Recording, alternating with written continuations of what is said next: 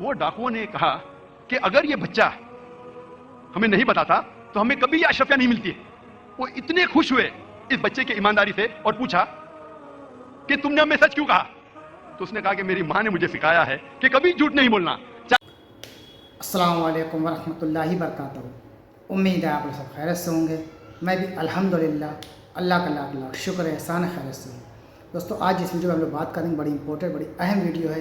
یہ ہے غوث پاک کے اوپر پوری ویڈیو ہے، جو تمام مولانا نے اپنی اپنی رائے بتائی ہے، ان کی اچھائی بتائی ہے، اور انہوں نے جو بھی اپنے بچپن میں کرامات تھی، یعنی کہ جیسے کہ ایک بار وہ جا رہے تھے ایک قافلے میں، تو ان کی ماں نے کچھ اشرفیاں ان کے کپڑوں کے اندر سی کے رکھ دی تھی. وہ کسی کو نہیں پتا تھا، صرف انہی کو پتا تھا. تو ڈاکو نے راستے میں حملہ کر دیا اور تمام مال لوٹ لیا. تو غوث پاک سے جب پوچھا گیا کیا تمہارے پاس کچھ ہے، تو انہوں نے کہا میرے پاس کچھ ہے، میری ماں نے مجھے اندر کپڑے کے اندر اشرفیاں سی کے رکھ دی تھی. تو وہ انہوں نے بتایا. تو وہ ڈاکو بڑا حیران ہو گیا کہ مطلب اگر یہ نہ بتاتا تو ہمیں پتہ ہی نہیں چلتا اشرفی کے بارے میں. تو اس نے ڈاکو نے پوچھا غوث پاک سے کہ یہ تم سے کس نے کہا تھا؟ تو کہا میری ماں نے کہا تھا کہ کبھی بیٹا جھوٹ نہیں بولنا، چاہے میری جان ہی کو نہ چلی جائے. تو یہ ہوتا ہے سچ بولنے کا انجام، کیونکہ اللہ تعالیٰ اس کے ساتھ ہوتا ہے جو اللہ کو راضی کرتا ہے. اس دنیا میں اللہ تعالیٰ اس کی مدد ضرور کرتا ہے. تو آئیے پہلے ہم لوگ سنتے ہیں تمام علماء نے جو غوث پاک کے بارے میں بتایا، اچھی اچھی باتیں ہیں وہ ہم سب جانیں گے اس ویڈیو کے ذریعے سے. تو ویڈیو کو اینڈ تک ضرور دیکھیے گا، زیادہ سے زیادہ ویڈیو کو شیئر کریے گا، اور جو بھی حضرات اپنے چینل میں نئے ہوں تو چینل کو سبسکرائب کریے گا، اور اپنی قیمتی رائے ہمیں کمنٹ باکس میں ضرور بتایا کریں کہ آپ کو ویڈیو کیسی لگی ہے. تو چلیے بنا دیر پہلے ویڈیو اسٹارٹ کرتے ہیں، پھر انشاءاللہ آگے بات کرتے ہیں. غوث اعظم دستگیر رحمۃ اللہ علیہ کے بیانات سنیے کہ ان کی شان اور عظمت. یہ لوگ کیونکہ اللہ تبارک و تعالیٰ قرآن پاک میں بھی کہتا ہے کہ جو میرا ذکر کرتا ہے میں اس کا ذکر تمام لوگوں کی زبان پر عام کر دوں گا. تو جو لوگ اللہ کی راہ میں اللہ کے دین کے لیے اپنی زندگی گزار دیتے ہیں تو اللہ تبارک و تعالیٰ قیامت تک ان کی شان کو کس طریقے سے بندوں کی زبان پر رکھ دیتا ہے. آپ اس کو دیکھیے کہ جو لوگ تنقید کرتے ہیں بات بات پر، ان کی بھی زبان پر اس چیز کو یہ چیز آ گئی، اور غوث پاک رحمۃ اللہ علیہ کی وہ لوگ بھی شان بیان کرنے لگے. آپ دیکھیے ہم آپ کو دکھاتے ہیں یہ وہابی اور دیوبندیوں کی زبان سے. اب آپ سنیے کہ وہ لوگ غوث پاک رحمۃ اللہ علیہ کے بارے میں کیا کہتے ہیں. عبدالقادر جیلانی محبوب سبحانی پیران پیر رحمۃ اللہ علیہ مراقبے میں تھے تو شیطان نہ نورانی شکل میں آ گیا. میں تیرا رب تجھ سے بات کر رہا ہوں، جا آج سے تیری سب نمازیں معاف. تو وہ کوئی عام عالم تھوڑا ہی تھے پیران پیر. انہوں نے مراقبے میں فرمایا کہ یہ تو رب نے اپنے نبی کو معاف نہ کی، تو کون ہے مجھے معاف کرنے والا؟ تو شیطان ہی لگتا ہے.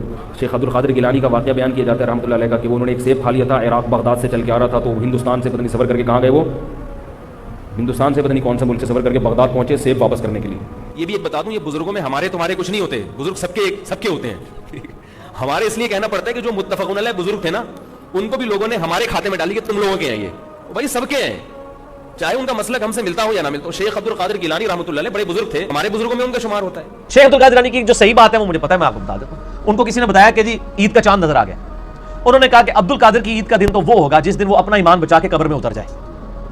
یہ بات ایک شریف النفس آدمی کر سکتا ہے. نہیں، یہی بات تھی جو شیخ عبدالقادر جیلانی رحمۃ اللہ علیہ نے اپنی وصیت میں اپنے بچے سے کہی.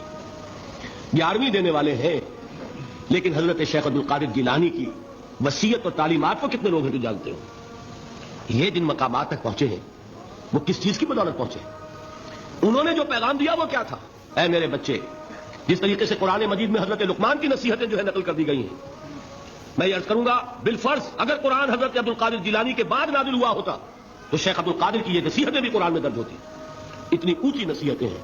اے میرے بچے اس حقیقت کو ذہن نشین کر لے، لا فاعل فی الحقیقت ولا مؤثر الا اللہ. اس کائنات میں نہ کوئی فاعل حقیقی ہے نہ مؤثر حقیقی ہے سوائے اللہ کے. کسی شے میں کوئی تاثیر نہیں اگر اللہ نہ چاہے.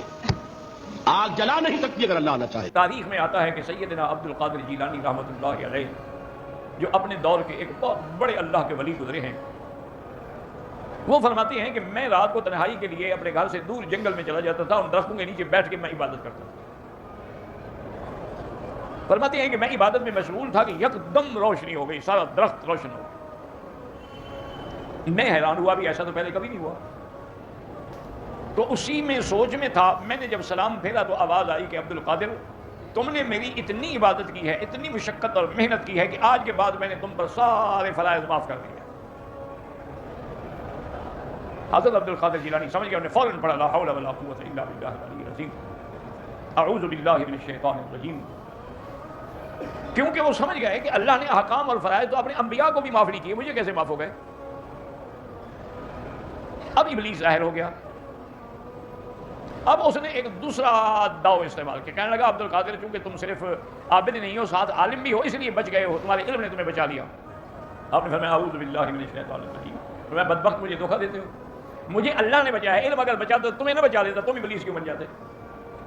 علم تو نہیں بچا سکتا، بچانے والے تو اللہ کی ذات ہے.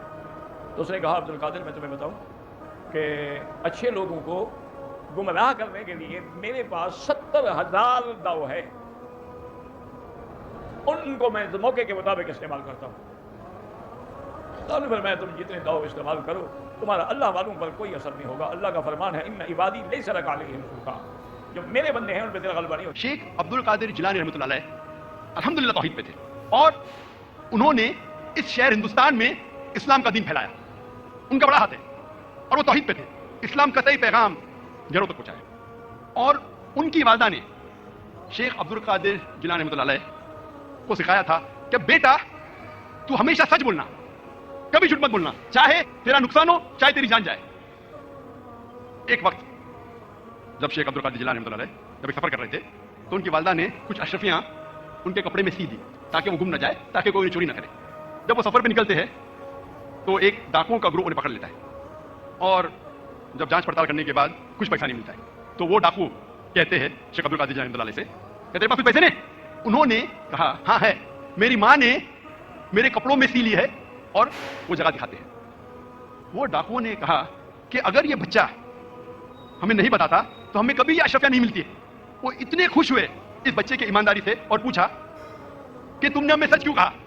تو اس نے کہا کہ میری ماں نے مجھے سکھایا ہے کہ کبھی جھوٹ نہیں بولنا، چاہے میری جان جائے. تو آپ نے دیکھا کہ الحمدللہ یہ لوگ غوث پاک رحمۃ اللہ علیہ کے بارے میں، بڑے پیر صاحب کے بارے میں، یہ ان لوگوں کی بھی زبانیں شانت نہیں رہ پائیں، اور انہوں نے بھی اس چیز کو مانا کہ غوث پاک رحمۃ اللہ علیہ کی کیا شان ہے. آپ نے ویڈیو میں بھی دیکھ لیا کہ سنی علماء سے تو آپ نے تمام بیانات سنے ہوں گے، لیکن آج ہم نے آپ کو جو ہے وہابیوں اور دیوبندیوں کی زبان سے بھی سنایا. بہت سارے لوگ کیونکہ زیادہ تر جو بدعقیدہ ہیں وہ ولیوں کے اوپر تنقید کرتے رہتے ہیں اور غلط باتیں کرتے رہتے ہیں، ان کے بارے میں یہ شرک ہے، یہ منع ہے، یہ ناجائز ہے، یہ حرام ہے، اس طریقے کی باتیں کہتے رہتے ہیں. لیکن بالآخر ان کو بھی تسلیم کرنا ہوتا ہے، کیونکہ بزرگان دین نے کتنی محنت کی ہے ہم تک دین پہنچانے کے لیے. تو دوستوں یہ تمام ایکشن جو آپ نے دیکھا اور سنا کہ کیا تعریف تھی، کیا ان کی شان تھی غوث پاک کی، کہ تمام مولانا نے دیکھیے ان کی اچھائیاں کس طرح سے بیان کی اور کیسے بیان کی ہے. تو امید ہے دوستوں آپ کو ہماری ویڈیو اچھی لگی ہوگی. ویڈیو اچھی لگی تو اس کو شیئر ضرور کریے گا اور اپنی قیمتی رائے ہمیں ضرور بتائیے گا. تو ملیں گے انشاءاللہ پھر نیکسٹ ویڈیو میں. تب تک کے لیے السلام علیکم ورحمۃ اللہ وبرکاتہ.